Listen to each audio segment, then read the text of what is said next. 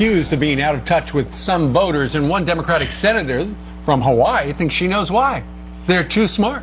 One of the things that we Democrats have a really hard time is connecting to people's hearts instead of here. We have a really hard time doing that, and one of the reasons that it was told to me at one of our retreats was that we Democrats know so much.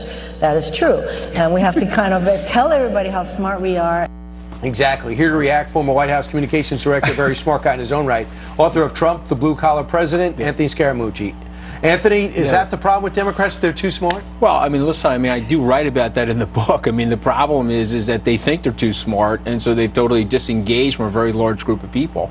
The other thing they're doing is they're calling people deplorable, white ethnocentrics, nationalists, racists, and so they're missing the point. Like, the American people really just want, like, a really good job and some aspiration for their children. And so when she's sitting there in that sort of nonsense, acting in that limousine liberal sort of a way, they've opened up a very wide berth for somebody like President Trump to stay in that lane and continue to galvanize his base. The country's changed so much, and we saw that in the last election. It's no longer the establishment that necessarily is going to win. It could be an outsider who can connect with the people and who can relate, and Middle America found that in President Trump. Who can the Democrats put up that could compete with him?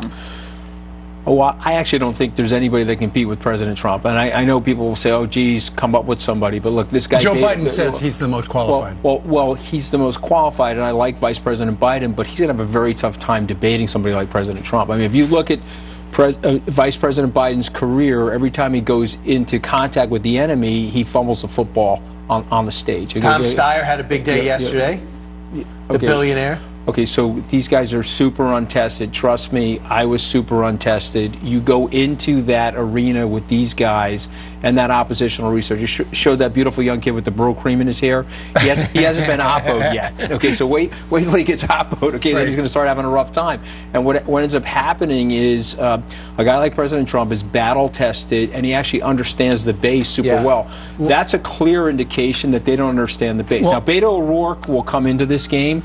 But again, he probably doesn't understand the fastballs are going to be coming out. And he met with former President Obama yesterday. Well, if the question is this, Anthony, if the Democrats got the message so wrong, you know, we're much smarter, why'd they win the House?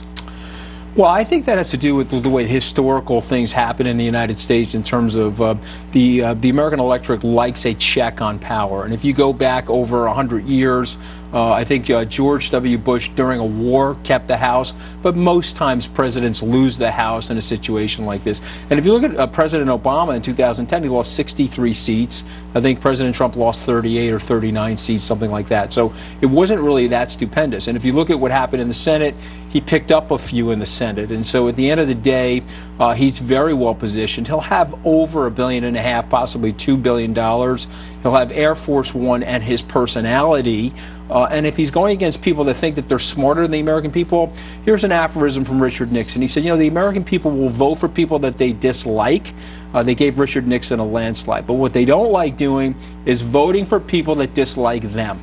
Gotcha. And if you look at those statements there it is. The deplorable thing. And there's two issues that are coming back to the president. The Paris climate change, this whole global warming thing. There's more countries becoming Trump-like than non-Trump-like. Right. And number two is this caravan has emphasized the need for border security to Americans, not Republicans or Democrats, Americans. No question on those fronts. And then the third leg of the stool is the economy's actually doing very well. You had Stuart on here 5-10 minutes ago.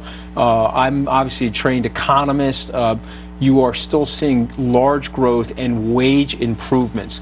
Stock market is a little sloppy because we're in probably the toughest trade battle that we've had in 70 years. And so the volatility in the market is expressing that.